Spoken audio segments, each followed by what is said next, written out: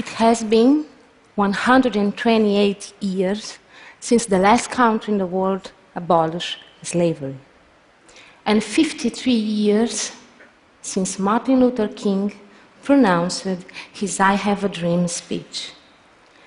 But we still live in a world where the color of our skin not only gives a first impression, but a lasting one that remains. I was born in a family full of colors. My father is the son of a maid from whom he inherited an intense dark chocolate tone. He was adopted by those who I know as my grandparents. The matriarch, my grandma, has a porcelain skin and a cotton-like hair. My grandpa was somewhere between vanilla and a strawberry yogurt tone, like my uncle and my cousin. My mother is a cinnamon skin, daughter of a native Brazilian with a pinch of hazel and honey, and a man mix of coffee with milk, but with a lot of coffee. She has two sisters, one in a toasted peanut skin, and the other, also adopted, more on the beige side, like a pancake. Growing up in this family, color was never important for me. Outside home, however, things were different soon. Color had many other meanings. I remember my first drawing lessons in school as a bunch of contradictory feelings. It was exciting and creative, but I never understood the unique flesh color pencil. I was made of flesh, but I wasn't pink. My skin was brown, and people said I was black. I was 7 years old with a mess of colors in my head. Later, when I took my cousin through school, I was usually taken for the nanny. By helping in the kitchen at a friend's party, people thought I was the maid. I was even treated like a prostitute just because I was walking alone in the beach with European friends. And many times, visiting my grandma or friends in upper-class buildings, I was invited not to use the main elevator. Because, in the end, with this color and this hair, I cannot belong to some places. In some way, I get used to it and accept part of it. However, something inside of me keeps revolving and struggling. Years later, I married a Spaniard, but not a Spaniard. I chose one with the skin color of a lobster when sunburned. Since of then, a new question started to chase me. What will be the color of your children? As you can understand, this is my last concern. But thinking about it, with my previous background, my story led me to make my personal exercise as a photographer. And that is how Human Eye was born. Human Eye is a pursuit to highlight our true colors, rather than through white, red, black, or yellow associated with race. It's a kind of game to question our codes. It's a work in progress for a personal story to a global history. I portrayed the subject in a white background.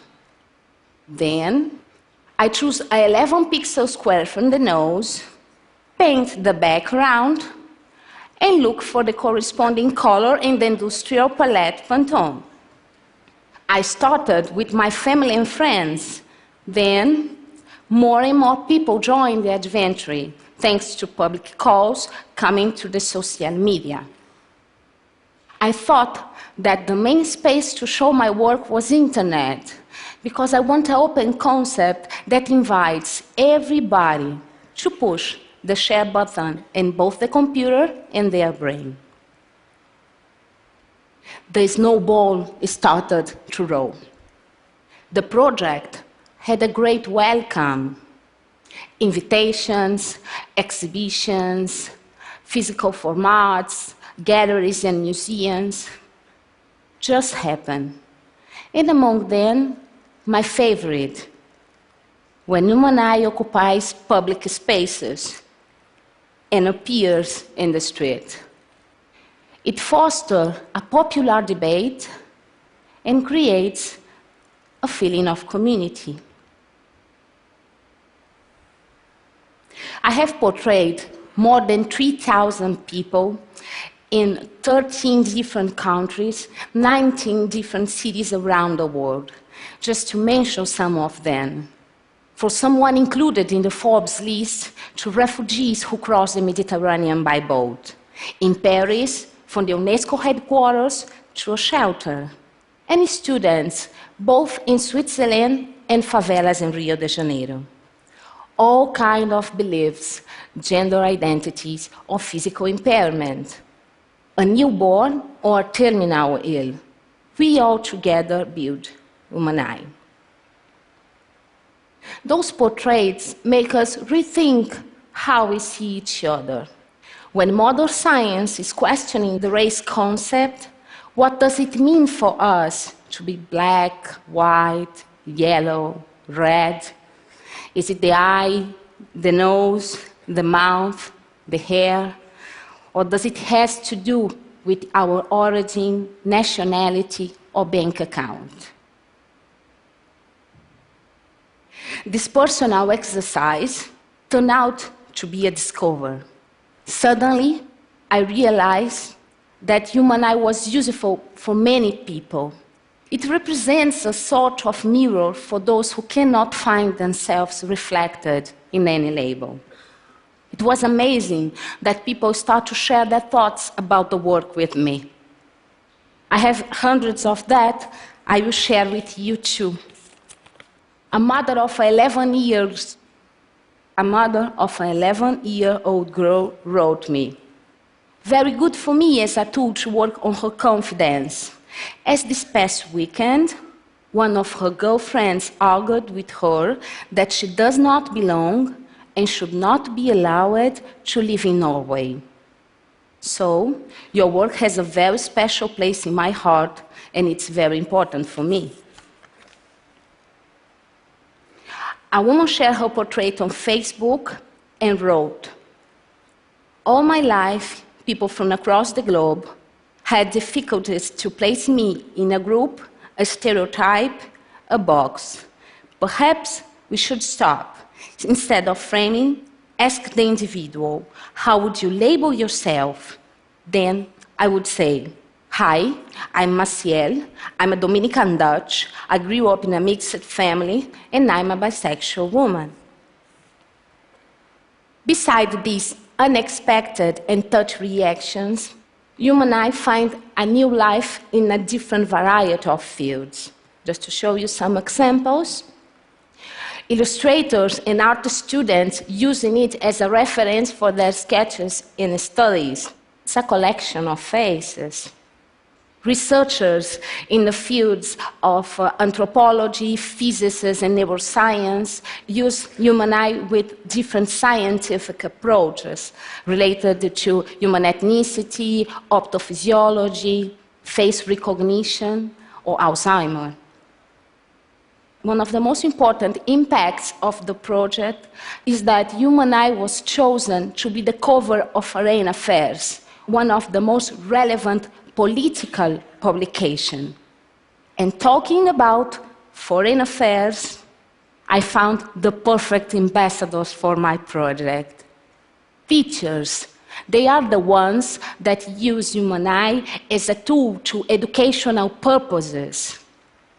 Their passion encourages me to go back to drawing classes, but this time as a teacher myself. My students, both adults and kids, paint their self-portrait, trying to discover their own and unique color.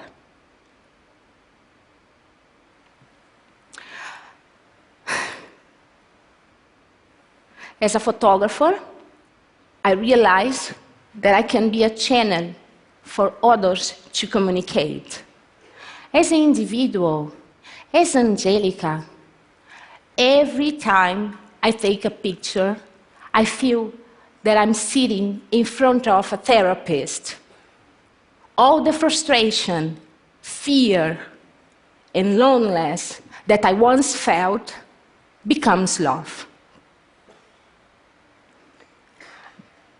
The last country in the world who abolished slavery is the country where I was born, Brazil.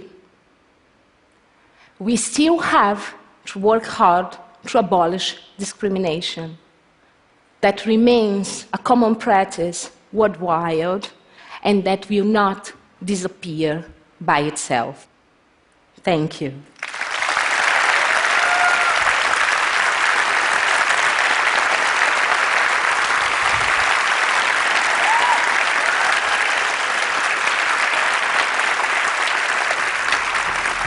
Thank you.